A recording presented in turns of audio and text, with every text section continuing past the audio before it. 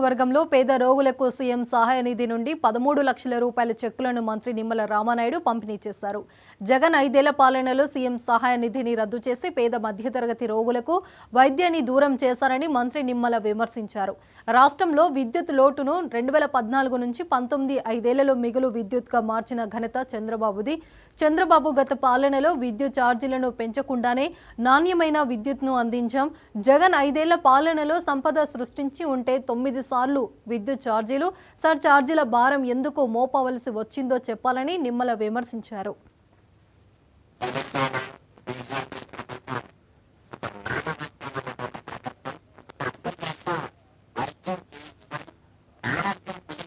తర్వాత ఇంటికి వచ్చిన తర్వాత ఆరోగ్యం కుదుటపడిందని ఆనందించాలో లేదా తెచ్చినటువంటి అప్పులకి వడ్డీలు పెరిగిపోతున్నాయని బాధపడాలా అనేటువంటి ఆలోచనతో ఉన్నటువంటి వారికి ఈ యొక్క ఎన్డీఏ ప్రభుత్వం మరి ఏదైతే వాళ్ళ ఖర్చులు ఏవైతే ఉన్నాయో ఆ బిల్స్కి ఇవాళ CMRF చెక్స్ వాళ్ళందరికీ అందించేటువంటి కార్యక్రమం గత 3 నెలల నుంచి కూడా ఈ ప్రభుత్వం ఎంత పెద్ద ఎత్తున ఆ పేదల్ని మధ్యతరగతి వర్గాల్ని ఆదుకుంటుందో మనందరం కూడా చూస్తూ ఉన్నాం.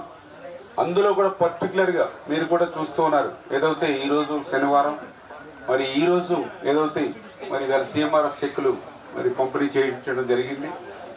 ఇదే శనివారం గత శనివారం అంటే వారం రోజులు తిరగకుండానే మళ్ళీ ఈరోజు CMRF చెక్కులు పంపిణీ చేస్తున్నాం అని అంటే ఇట్లా వారం పేదవాళ్ళు మధ్యతరగతి వాళ్ళని ఆదుకుంటున్నామని అంటే ఈ యొక్క ప్రభుత్వం ఎంత కృతనిశ్చయంతో వాళ్ళ ఆరోగ్యం కోసం పనిచేస్తుందో అదే ఒక ఉదాహరణ అనే విషయాన్ని కూడా సందర్భంగా తెలియజేసుకుంటూ తెలుగుదేశం జనసేన